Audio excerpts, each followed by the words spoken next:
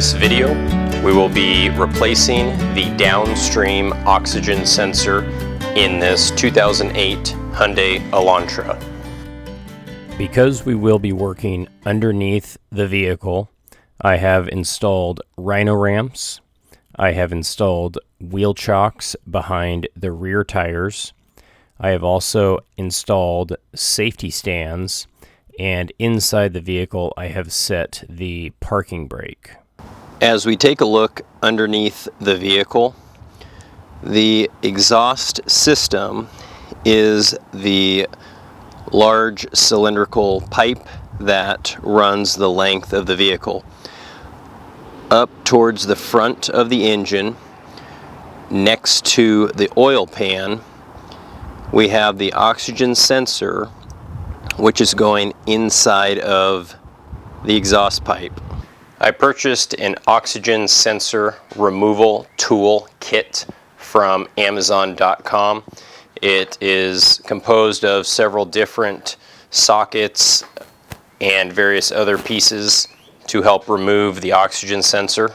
Using a small amount of Amsoil's metal protector, I'm going to lubricate the threads of the oxygen sensor and let that soak in for a while. Using my oxygen sensor socket, I'm going to slip it onto the oxygen sensor.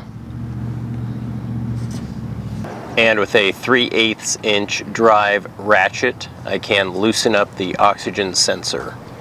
You may want to support the exhaust system, as you may have to apply a significant amount of force to get this loose.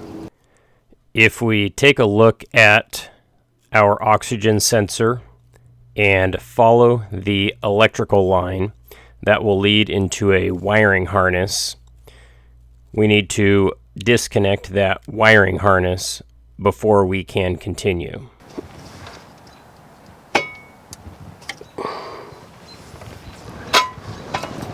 I reinstalled my oxygen sensor socket to help give me some additional leverage for removing the oxygen sensor.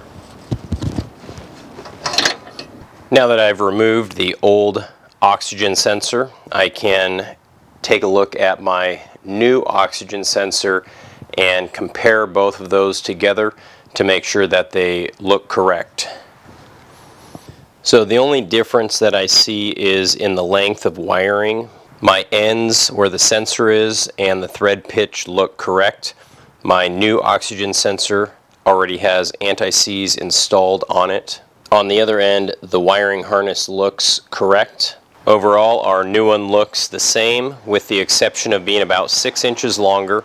We want to be careful when we install this on the vehicle to make sure that extra 6 inches of length does not touch any hot exhaust parts or run the hazard of melting on some other component. The process for reinstallation is done in the reverse of the removal procedures. I want to first start the oxygen sensor by hand and then snug it down with the oxygen sensor socket. Again, you may want to support the exhaust system because you will be applying a fair amount of force onto this system.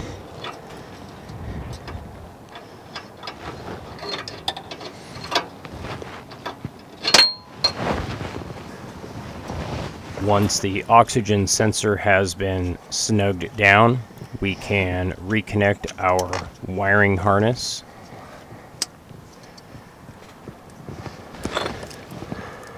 And because this new oxygen sensor had about 6 inches of length extra in wiring, I'm going to install a zip tie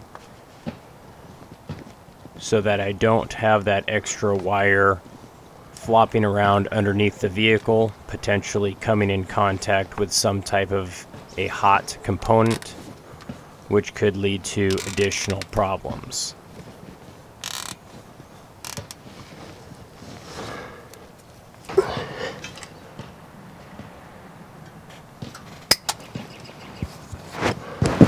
And at this point, this repair is complete.